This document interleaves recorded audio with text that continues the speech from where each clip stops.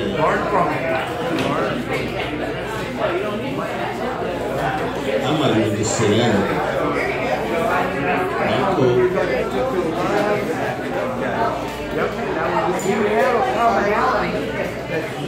Alright guys, quiet in the house. Calm down, calm down. Alright, there's a little misconception. They said that I came to do poetry, but I do country rap. And I know, like in country music, you lose the farm, the dog, your house. In country rap, we take it all back. And do you know what we call country rap?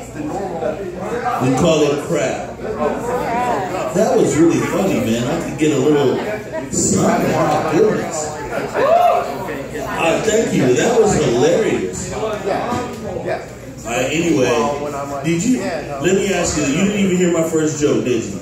No, I did not. I'm doing country rap. I heard country rap. And do you know what you call country rap? I did not. Crap. Now I got a question for you. What do you call a black man on the moon?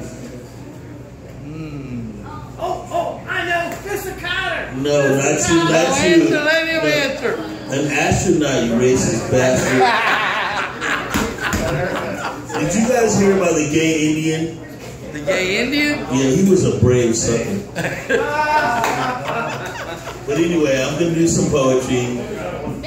I haven't been out on the road in a long time, and I really had a good time tonight listening to you and the other guy, John. I mean, while you were playing your guitar, I was listening to the music and, you know, swaying to the... No, I'm just saying, it was really good. Thank you very much. I would like to read the poems right off the bat from when I was in prison. I went to prison for, I think, 3 months for something that I didn't do, and I wouldn't do what the government said, so I went to prison for 3 months. And prison was, I had a lot of fun in prison. And when time came for me to leave, this was amazing. Time came for me to leave, everyone said, hey, I wish you could stay, man. You're just so much fun, bro. You know, I really don't want you to leave. Because I took these 2 little boxes that you get a case of sodas, and I glued them together and I made a briefcase. And I used to walk around with this box like I was really important. And everybody respected my briefcase. And it was really funny to me, but I made everybody laugh. But this first poem is called Sunshine. And it's really weird. I went to prison to learn how to be free. Because if you allow 4 walls to incarcerate you, you were incarcerated before you got there. This poem, Sunshine. Life is a raindrop, and death is the energy of the sun. To the evaporation of rain, eternity has begun. It can be iniquity or heavenly divine, but the purpose of life is generated by the sunshine. Adding to my wisdom things I do not know. The more I understand, the more I grow. Yet I look to the meadows for heavenly desire, forsaking the sunshine which is eternally higher, the giver of life and essence of all. Without the sunshine, man would fall. That's what y'all supposed to do.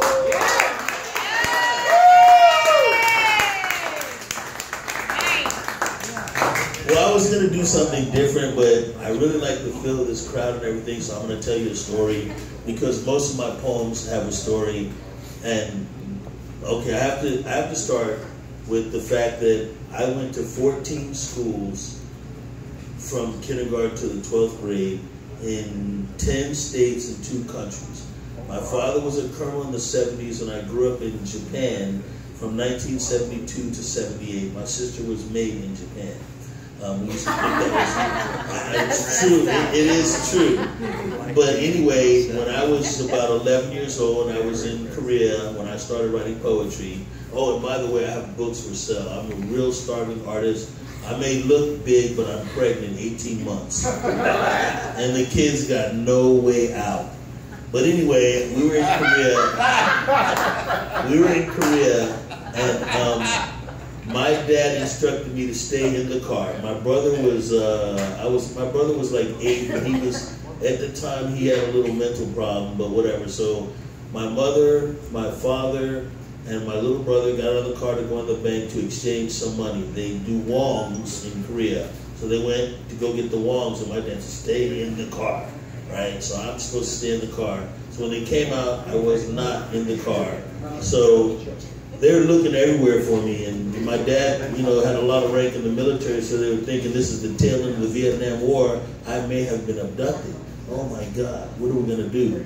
So right before they're finna close the base down and get the business started, my dad looks across the street and there's a little Korean kid, darker than the other ones and a little bit taller than the other ones, and he goes, "Sandman, get your ass over here right now." Oh. So I prevented an international incident. That's how I started writing poetry. And I got a couple more of those with some Arab kids in Morocco where they shaved their heads bald, and I gave them $1 and they told all the other kids in the village. So all these kids came back, 30 kids with shaved heads bald, and they're looking for me to pay them $1, but I wasn't there. So that was another little thing. But anyway, I got off subject, but I wanted to recite this poem. I met this girl. I was a bartender for a long time. I was bartending in Ybor City, and I met this girl who was beautiful, and she was a bartender too. And she was in an abusive relationship, and this guy was beating up a little tiny Barbie doll looking girl, and I just couldn't believe it. And so in like 2 months, I met her and I showed her a poem that I wrote, which is right over there, "The Woman in You," which I'm going to recite. And I gave her the poem and she ran away. I didn't see her. I was like, oh my God. Then I saw her like a couple years later, and she was still beautiful. And she said that poem helped her to get out of this relationship, and it almost made me cry on the spot. So I'm going to give it a, this poem is called "The Woman in You," and it says, "An angel in her rarest form is a woman wanting to be born. As for you, I have the utmost appreciation for the woman. She is God's greatest creation. But no ordinary female can become a woman to be, because only she possesses a certain majesty that only a true man can recognize, because from him, woman cannot hide. Man and woman are few and far between. The woman, she is not a possession, but a queen. And when I look at you, studying your gorgeous eyes, I see your disappointment and I feel your cries, because boys pretend to be men getting caught in their lies. But oh, what a blessed man I must be that you've taken a moment to smile with me." That's when y'all supposed to, oh yeah! Now for my next poem, I don't want to have to cue you at the end. You just gotta know, you know what I'm saying? All right, let me think. I really like this crowd. So I'm going to tell you another poem that I wrote when I was in prison, and this one is called "Submission to God." And it says, "I see the light and my path is clear, and I walk with God without known fear, strengthening my spirit each and every day, understanding life the more I pray. Truth is my destiny, and heaven is my goal, forsaking all the lies that I've been told. Understanding, wisdom to conceive love is better than fame, fortune, and all the above.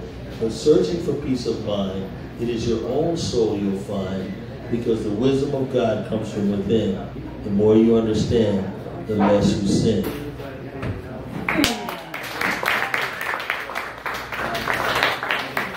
I'm gonna do one more, and I'm trying to think of which one I should do. The one I did last night, I hadn't done it in a long time. I think that's the one I'm gonna do because I really like the story. 1989, when I just got out of prison, I met this young lady who happened to be a white girl, and she had children, and she had an abusive husband or whatever. I don't know why I meet these chicks, but anyway, they were separated, and we kind of hit it off, and I moved in, and we're like a family, you know. The kid, it wasn't like no racial thing. I was dad doing the right thing, and the kids, they liked me. It was just a good thing. And then he found out, and it just got ugly, and then we faked like we broke up, and he found out we didn't break up. She got pregnant, and it just got ugly her. So then I just lost contact with her. But I wrote this poem called "The Sordid Web We Weave." And it says, "Once upon a time, everything was put on the line. But in that," wait, hold on. Let me take a deep breath. I got all emotional and I'm almost crying up here. "This sordid web we weave. Once upon a time, everything was put on the line. And in that shadow of night, many tears did fall. But in that perfect moment of glory, an angel was born for him who believed in her. A withered flower brought back to life with blossoms that embrace the sun. Within you, our destiny has begun. A princess awaiting to become queen, for her prince who will someday be king, as our destiny is now unseen. A vicious storm has entangled us together, and ending, a miraculous rainbow is born, with legends of pots of gold and leprechauns and fortunes untold. But be you angel or be you queen, or just someone about whom I dream, you have become the key to my destiny, and who would have believed this sordid web we weave?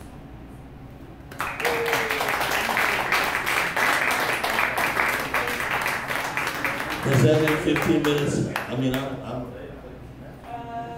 I was done. I mean, you know. Oh yeah, I just want to say, anybody want to get my book? I got them right over here.